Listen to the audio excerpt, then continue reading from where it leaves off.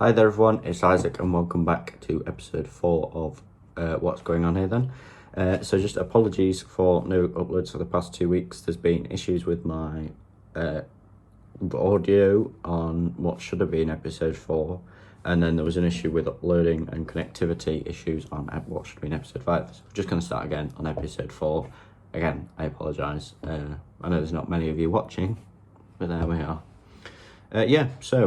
Starting on Monday, West Ham comfortably beat Sheffield United 3-0. I think Sheffield United are destined for the drop at this point. I can see no way in which Sheffield United stay up. I can see no plausible way in which that happens. They've just lost too many games this season, and I just don't think it's going to happen for them, really. Chelsea comfortably beat Newcastle, well, not comfortably, but beat Newcastle United 2-0.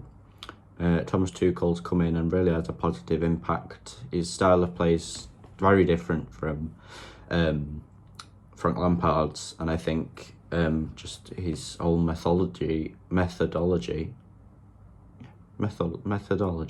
think, and just the players he uses and the way he uses them is a much better approach to the way Frank used them. On Tuesday was the start of the Champions League, and I adore Champions League and Europa League. It's just so much unpredictability, and teams that don't normally win or you think aren't going to win can just pull a surprise and get a big result. Barcelona lost to Paris Saint-Germain 1-4. Mbappe with a hat-trick. He looked really positive on the pitch, and I think it was sort of a passing of the torch kind of thing of, I've been the best for a few years and it's not really been going my way. I know he's still good, I'm not saying he's not good, but it was saying I've been a legend and now it's time for you to be the best alongside someone else, I think, who will probably be Erling Haaland, or someone else should someone else emerge and become as good as Haaland and Mbappe or better. RB Leipzig lost 2-0 to Liverpool. Liverpool on a really bad form in the Premier League at the minute, and now obviously producing results in the Champions League, which will be good, because if they don't win the Premier League, which is not going to happen, I'm 75% sure of them not going to win it. If they can push on to the latter stages of the Champions League, they'll regard it as an okay season, not good as far as their standards are. But really, the Champions League and the Premier League are the only competitions they're really playing in, so I see no reason as to them getting tired. Whereas City is still in Champions League, Premier League, Carabao and FA Cup. United are in the FA Cup, the Europa and Premier League. Leicester City are in the FA Cup, Premier League and Europa League. So really, I think of the challenging for top 4 spots, Liverpool are going to be the most rested, which it can be a tactic at times. Bowing out of competitions early isn't great for morale, but still lets you rest the players and get them the time off they need. It was Burnley 1, Fulham 1, and then Manchester City beat Everton 3-1, and this was kind of the catch-up day for any teams that had a game in hand over the other people in said Premier League. Where's it gone? There we go. Porto beat Juventus 2-1. Cristiano Ronaldo failed to score in a Champions League game for the first time in quite a while, I think. And then Borussia Dortmund beat Sevilla 3-2 with Haaland looking really good, and also kind of a passing of the torch. Not really anyone else legend-wise on the pitch, but Haaland and Mbappe, I think for years to come, are going to be the next big Ballon d'Or winners, and really, I don't think they'll ever be in the same league at the same time, and if they are, it won't be for long. But I think they're going to be the next powerhouses of Europe. The Europa League then kicked off on Thursday. There was 16 games, so I'm not going to talk about them all, but I'll talk about some big ones and some shock results. AC Milan looking really good in this year's competition. Comfortably doing better than their rivals Inter, who are not in any European competition after they got last place in their group. But AC Milan look like a team to be really reckoned with.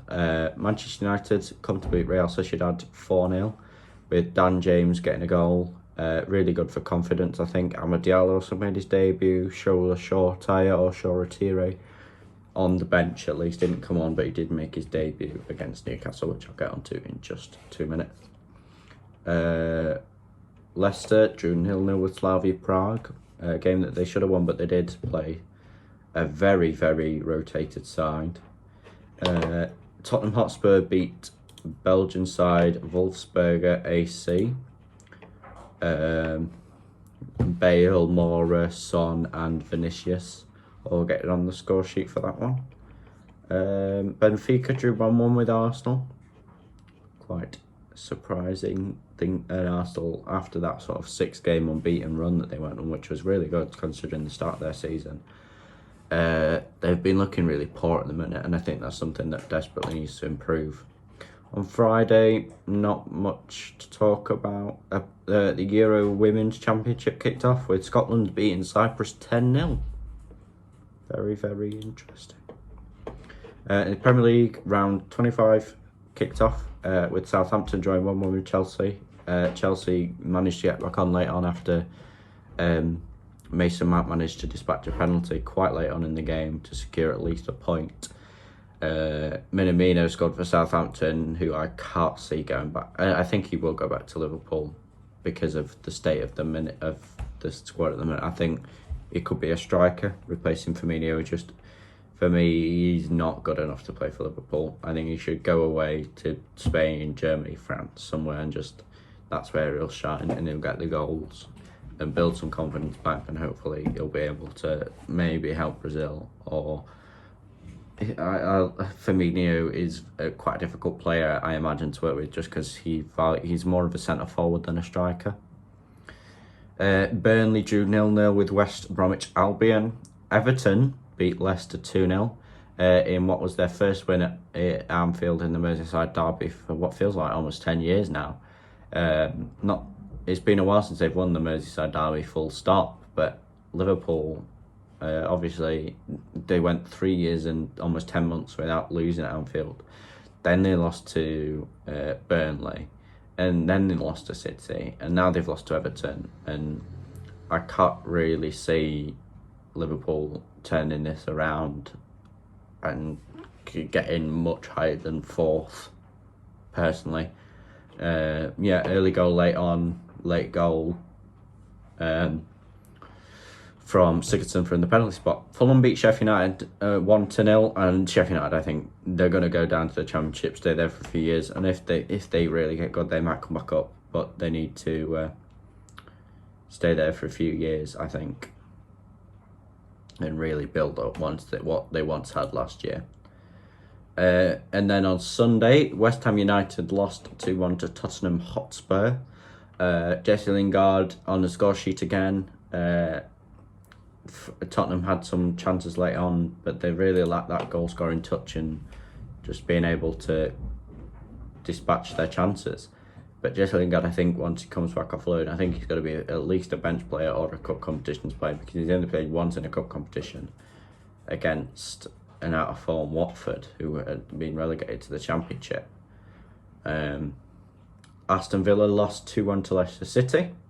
Manchester City beat Arsenal in what was I thought it was going to be a really good game, because obviously Raheem Sterling put away a goal in the first 90 seconds, and then it was boring from then on. And then Manchester United beat Newcastle United 3-1 in what was quite a comfortable game. Dan James on the score sheet again. Hopefully he gets some confidence back, because I do really like Dan James. And I think once he's happy and scoring, he can be a really, really good player and difficult to play against. So anyway, that has been episode 4. If you've enjoyed, subscribe. Leave some comments down below for what you thought of the week's action. And I'll see you all later. Bye.